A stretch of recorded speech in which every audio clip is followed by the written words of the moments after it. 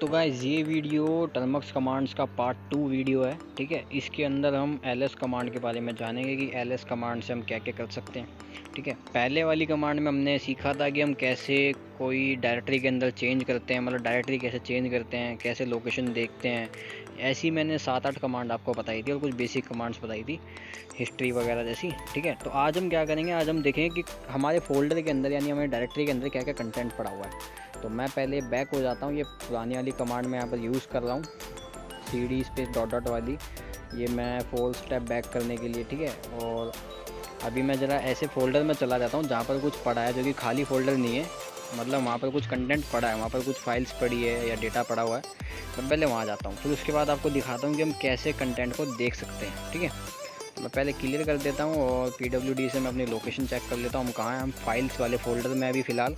ठीक है, तो अब ये जो कमांड है ना, एलएस वाली कमांड, इसका मतलब होता है लिस्ट शो। यानी कि इससे एलएस करके जब हम एंटर करते हैं तो हमें उसके अंदर के कंटेंट शो हो जाते हैं। जैसे यहाँ देख सकते हैं 2 डायरेक्टरी बनी है, होम और एक यूएसआर करके। ठीक है, ये 2 फोल्डर यहाँ पर बने हुए हैं फाइल्स फोल्डर के अंदर। अगर हमें होम के अंदर जाना है तो CD होम लिखेंगे और हम होम के अंदर चले जाएंगे। ठीक है, पहले हम इसी के अंदर थे ना, ये एक तीसरा तरीका हो गया होम डायरेक्टरी में जाने का। तो हम होम डायरेक्टरी के अंदर आ चुके हैं। अब इसके अंदर हम देखते हैं कि इसके अंदर कुछ है कि नहीं है। अगर कुछ नहीं होगा तो हमें शो नहीं करेगा, जैसे मैंने पहले ही बताया था। तो हम बैक हो जाते हैं, पहले मैं 3 स्टेप बैक हो जाते हैं। हम आ गए कॉम.टर्मक्स वाले में, डेटा के अंदर आ गए। ठीक है, डेटा वाले फोल्डर के अंदर है और यहाँ पर हम एलएस करते तो यहाँ पर ये एरर दे रहा है कि परमिशन डिनाइड, क्योंकि वो हमारे सिस्टम का स्टोरेज है, हम उसकी फाइल्स को नहीं देख सकते क्योंकि हमारा फ़ोन रूटेड नहीं है। ठीक है, क्योंकि रूटेड फ़ोन में ही हम सिस्टम की फ़ाइल्स को एक्सेस कर पाते हैं और अभी हम डेटा वाले फ़ोल्डर में, ये हमारा सिस्टम का स्टोरेज है। तो यहाँ पर ये परमिशन डिनाइड बता रहा है। खैर कोई बात नहीं, हम कोई ऐसा फ़ोल्डर देखते हैं जिसकी हम फाइल्स को देख सकें, जिसकी हमें परमिशन हो। ठीक है, मैं होम डायरेक्टरी में चला जाता हूँ। ठीक है, PWD किया, लोकेशन देखी अपनी और यहाँ पर LS किया, तो यहाँ पर कुछ भी कंटेंट नहीं, क्योंकि होम फोल्डर खाली पड़ा। तो मैं एक स्टेप बैक जाता हूँ फाइल्स वाले फ़ोल्डर में और आ गए हम फाइल्स में। PWD करके चेक किया, LS किया और यहाँ पर 2 डायरेक्टरी बनी हुई है। ठीक है, तो हम USR के अंदर जाके देखते हैं। तो USR के अंदर ये कुछ कंटेंट बना हुआ है। तो ये USR फोल्डर के अंदर का डेटा है जो कि अभी हम देख पा रहे हैं। ठीक है, तो इसके अलावा और भी हम पीछे जाकर देख सकते हैं। मेरे ख्याल से कॉम.टर्मक्स वाले फ़ोल्डर में भी कुछ कंटेंट पड़ा हुआ है, तो मैं वहाँ पर जाके आपको चेक कराता हूँ LS कमांड के बारे में और चीज़ें। ठीक है, तो हम चलते हैं पहले कॉम.टर्मक्स वाले फ़ोल्डर में। तो मुझे क्या करना होगा, अभी हम USR फोल्डर में ना, हमें जाना होगा हाँ डेटा वाले फोल्डर नहीं, कॉम.टर्मक्स वाले में जाना है। तो हमें 2 स्टेप बैक जाना पड़ेगा। ठीक है, 2 स्टेप बैक आ गए हम कॉम.टर्मक्स वाले में। और इसके अंदर जो आप डायरेक्टरीज देख रहे हैं ना, अब इसके बारे में यहाँ पर मैं आपको LS कमांड का एग्जैक्ट यूज़ करके बताऊँगा। LS कमांड के और भी ऑप्शंस हैं, पहले मैं इसको जूम इन कर देता हूँ ताकि आपको अच्छे से दिख सके। ठीक है, अभी कॉम.टर्मक्स में हम, ठीक है, हमने डेटा डायरेक्टरी का लोकेशन चेक कर लिया PWD से। और ये जो कमांड है LS-L, ठीक है, LS स्पेस -L, इससे हम हमारे अंदर का डेटा जो है, जो हमारे मतलब जिस डायरेक्टरी में भी हम हैं उसके अंदर जो जो कंटेंट पड़ा हुआ है वो कब बनाया गया, उसको क्या क्या परमिशंस है, क्या उसका साइज़ है, ये सब हम इस कमांड से देख सकते हैं। ये देखिए, ये देख सकते हैं DRW, D का मतलब डायरेक्टरी, R का मतलब रीडेबल है, W का मतलब राइटेबल है, X का मतलब एग्जीक्यूटेबल है। तो ये जो आप देख रहे हैं ना, इसमें कंफ्यूज होने की ज़रूरत नहीं है, ये एक लिनक्स में ऐसे ही दिख के आता है। ये परमिशंस होती है कि हाँ इस फोल्डर को ये परमिशंस है। उसके अलावा आप यहाँ पर यूज़र्स देख सकते हैं कि ये जो हमारा यूज़र नेम दिया हुआ है कि हाँ ये इस यूज़र का एक्सेस में बना हुआ है। ठीक है, उसके अलावा आप यहाँ पर और भी चीज़ देख सकते हैं। ये देखिए साइज़ दिया गया है, ये साइज़ जो है ना KB में नहीं है, तो ये साइज़ मशीनी लैंग्वेज में ऐसे ही लिखा हुआ है, नंबरिंग में KB में।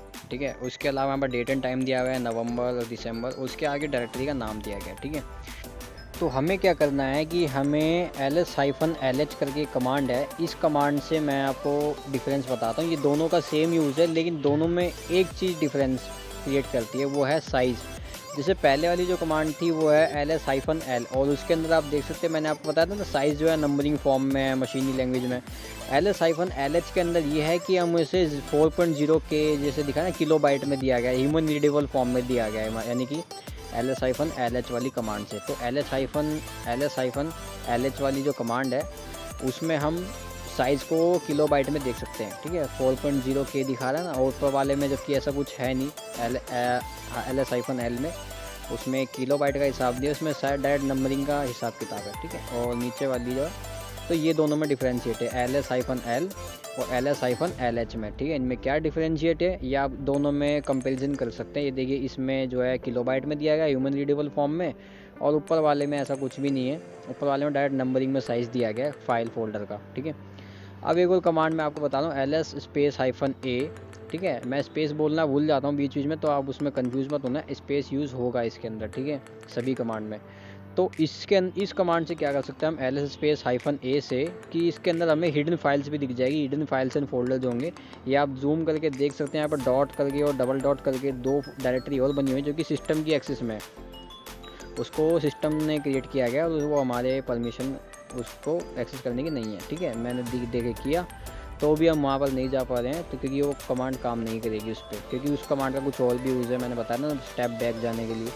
तो इससे हम 1 स्टेप बैक चले जाएंगे, लेकिन उस डायरेक्टरी के अंदर नहीं जा पाएंगे जो कि हिडन है, ठीक है, क्योंकि वो डॉट लग के बनी हुई है ना, वो सिस्टम ने क्रिएट की है। तो अब नेक्स्ट कमांड आप देख सकते हैं, मैं आपको एक और कमांड दिखाऊंगा अभी। ये पहले मैं डायरेक्टरी चेक कर लूँ। LS के मैंने ऑप्शन बता दिए हैं आपको कि ये ऑप्शन है, अभी और भी ऑप्शन है, ऐसी बात नहीं है। और ऑप्शन भी हम यूज़ करके देखेंगे LS कमांड के, लिस्ट शो कमांड के, ठीक है। और ये जितनी भी कमांड्स मैं आपको बताता हूँ, ये सब आपको एक कॉपी में नोट डाउन करके रख लेनी चाहिए और इनकी प्रैक्टिस कर लेनी चाहिए आपको अच्छे से, तभी आपकी लिनक्स पर पकड़ मजबूत होगी, ठीक है। कमांड्स आना बहुत ज़्यादा ज़रूरी है, तभी इंसान लिनक्स अच्छे से चला सकता है। तो मैं यहाँ पर एक कमांड टेस्ट करके देखता हूँ, CD $com.termux, ये ऐसे काम नहीं करेगा। अगर हमें स्टार्टिंग की लोकेशन पर जाना है तो ही ये $, वाला कमांड काम करेगा, ठीक है। जैसे मैंने आपको पिछली कमांड में बताया था ना, पिछली वीडियो में $, लगा के होम में जा रहे थे हम, तो उस तरीके से हम सिर्फ होम में ही जा पाएंगे कि हमारी स्टार्टिंग की लोकेशन है, ठीक है। तो अभी हम यहाँ पर आते हैं और यहाँ पर एक डायरेक्टरी के अंदर जाके देखते हैं com.termux के अंदर जो फोल्डर बने हुए हैं इनके अंदर भी कुछ फाइल्स है। तो मैं क्या करता हूँ, LS-A, इसके अंदर हिडन फाइल्स भी बनी हुई है, मैंने आपको कमांड बताई दी है पहले ही, बस मैं ऐसे ही टेस्ट कर रहा हूँ। एक कमांड और है LS-AL वाली कमांड जो है, इसके अंदर आपको हिडन फाइल्स भी दिखेगी और उनका डेटा भी दिखेगा और उनकी डेट एंड टाइम भी दिखेगा, सब कुछ आपको दिखेगा और हिडन फाइल्स भी दिखेगी। ये इस कमांड का फ़ायदा है।